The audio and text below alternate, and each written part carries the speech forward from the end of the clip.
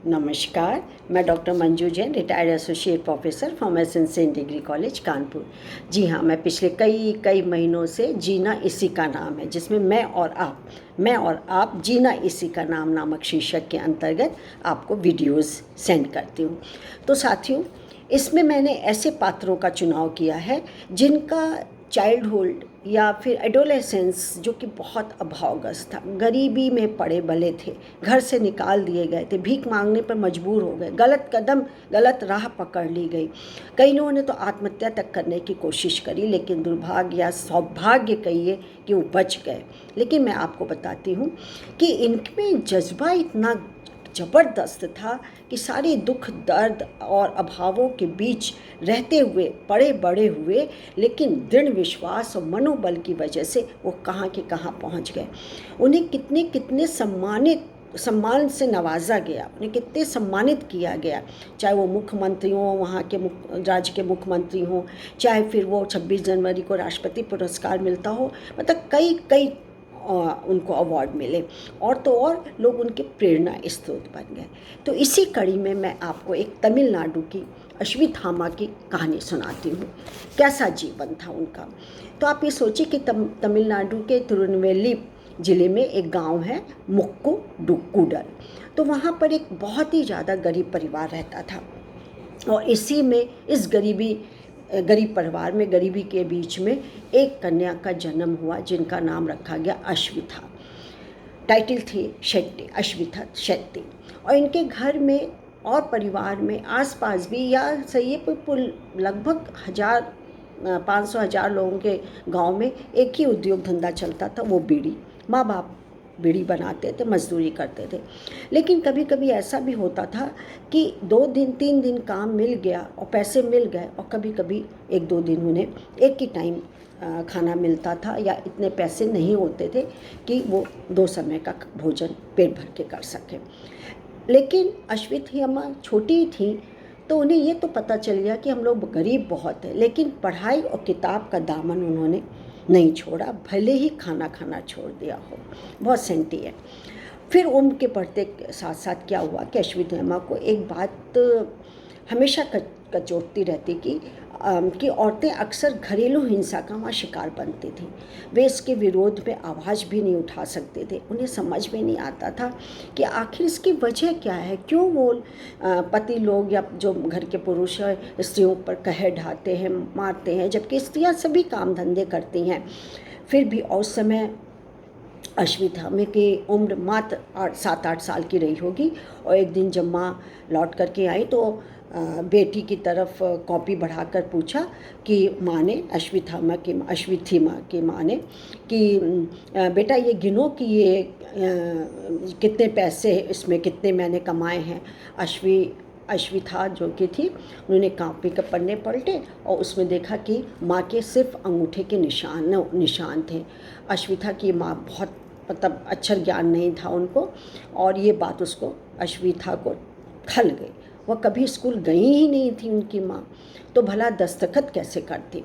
और ये अंगूठा लगाना, माँ का अंगूठा लगाना पेज पर उनको अखर गया, बहुत ख़राब लगा। उन्होंने माँ से कहा कि तुम्हें वो हस्ताक्षर या दस्तखत करना सिखाएंगी। पहले तो माँ ने आनाकानी की, नहीं, लेकिन बेटी की जिद के आगे हार गई।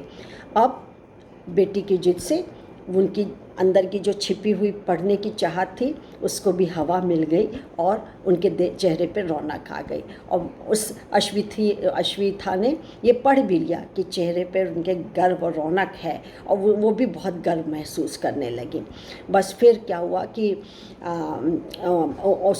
अश्विथा को भी लगा कि जैसे कि मैंने ना माँ को पढ़ा करके मतलब दस्तखत सिखा दिया, तो जैसे कोई किला फतह कर लिया हो उसने, इस तरह लगा।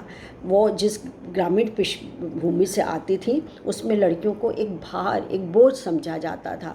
एक तो लड़की, दूसरा जो कि है ग्रामीण उसमें, और तीसरा शिक्षा उनके लिए वर्जित थी। उनके हिस्से में क्या था, खाना पका लो, चूल्हा चौका कर लो, घर की साफ सफाई कर लो, या बच्चों की परवरिश कर लो।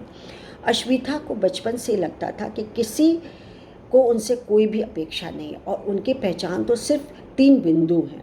या तो गरीबी या ग्रामीण है या लड़की है। लड़की होना भी बहुत अभिशाप माना जाता था और कभी कभी तो उससे लगता था अश्विथा को कि उनका तो पैदा होना ही बेकार है, पैदा ही नहीं होना चाहिए था।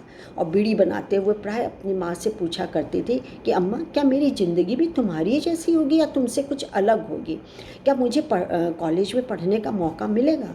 माँ कैसे बेटी को हतोत्साहित करती, उत्साह ही उनका बढ़ाया। वो जानती थी कि जिस गांव में वे रहती हैं वहाँ किसी भी लड़की के लिए ऐसे सपना देखना बहुत ही मतलब बुरी नज़रों से देखा जाता था, और जो देखती थी वो तो कमाल की बात है, या आधों के सपने पूरे नहीं होते थे। बहरहाल वह यही जवाब देती कि पहले तुम बेटा हाई स्कूल तो कर लो, फिर देखेंगे, पढ़ाई पूरी कर लो। अब वो जानती थी कि हाई स्कूल करना मेरे लिए मुश्किल तो है, लेकिन किसी तरह करेंगी। लेकिन तो क्या है कि हाई स्कूल के बाद ही उन पर दबाव डलने लगेगा कि अब शादी करना है, विवाह करना, विवाह योग हो गया, क्योंकि उनकी बड़ी बहन की शादी भी मात्र 13-14 साल में कर दी गई थी। अब ये हाई स्कूल करते करते इस समय मात्र वो 13 साल की थी।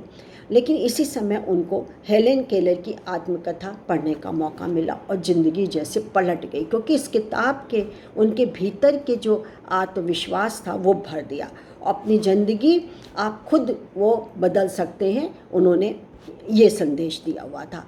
अब अश्विथा ने मन ही मन तय कर लिया कि वो अपनी ज़िंदगी भी बदल करके रहेगी। अब हाई स्कूल की पढ़ाई के बाद आगे पढ़ने के लिए उन्हें अपने पिता और रिश्तेदारों से लड़ना पड़ा, लेकिन आखिरकार वे सब मान गए और अश्विथा को कॉलेज में दाखिला मिल गया। मगर ग्रेजुएशन के आखिरी साल में फिर शादी के लिए दबाव डलने लगा। अश्विथा ये नहीं चाहती थी और वो इन सब चीज़ से दूर भागना चाहती थी। आखिरकार क्या किया उन्होंने, घर से लगभग 1,500 किलोमीटर दूर दिल्ली में यंग इंडिया फेलोशिप के लिए उन्होंने आवेदन दिया और कई राउंड उनके इंटरव्यू हो गए और आखिरकार उनको फुल स्कॉलरशिप के साथ उनको फेलोशिप मिल गई। फिर क्या हुआ कि पिता उहापोह में थे, उलझन में थे, चिंतित थी, माँ भी चिंतित थी, मगर अश्विथा को तो जैसे मन माफिक पंख मिल गए थे। दिल्ली पहुंची तो पाया कि करीब 97 से 100 के लोगों का छात्र छात्राओं का चयन हुआ था, जिसमें वो अकेली ग्रामीण कॉलेज की ग्रेजुएट थी। वो सबसे अलग थलग भी दिखती थी और महसूस भी करती थी। भाषा भी दीवार बन गई थी, लेकिन सहपाठियों के मुकाबले में वो 10-20 गुना तक ज़्यादा काम करती थी और फिर उन्होंने अपने को प्रूफ कर दिया, साबित कर दिया। और फेलोशिप कार्यक्रम की समाप्ति तक अश्विथा की ज़िंदगी पूरी तरह इस समय बदल गई थी। क्या बदल गई थी कि दिल्ली से लौट करके लगभग करीब 2014 की बात है, उन्होंने गांव में बोधि ट्री फाउंडेशन नाम से एक NGO की नींव रखी।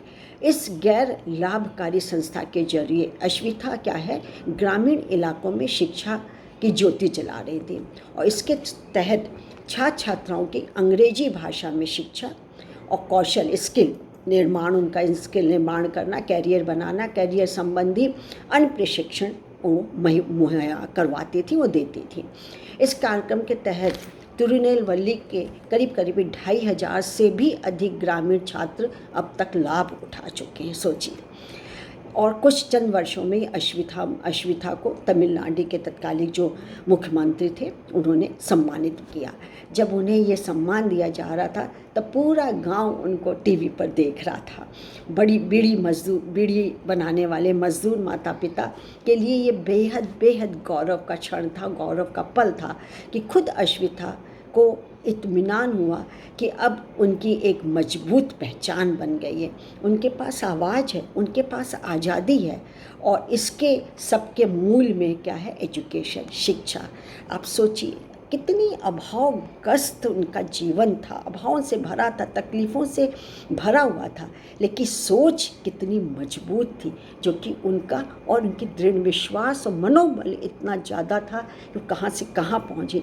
आज लोग हजारों लोग उनके प्रेरणा स्रोत लेकर के पढ़ते हैं और एक समाज सेविका के रूप में कार्य कर रहे हैं। और आज वो पूर्ण रूप से अश्विता शेट्टी के नाम से पहचानी जाती हैं और एक सामाजिक कार्यकर्ता, सोशल एक्टिविस्ट के नाम से जानती हैं। गूगल पे सर्च करिए, मिल जाएगा।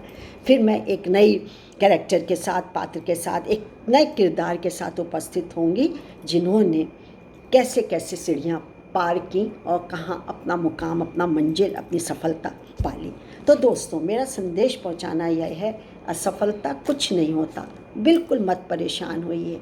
जीवन के उतार चढ़ाव हैं और असफलता में ही सफलता छुपी है, ज़रूर मिलेगी, पर निराश नहीं होना है, हौसला नहीं तोड़ना है, बिल्कुल भी निराश नहीं होना है। इसके साथ ही मैं आज अपनी वाणी को विराम देती हूँ, फिर एक नए किरदार के साथ उपस्थित होंगी। तब तक के लिए नमस्कार, थैंक यू।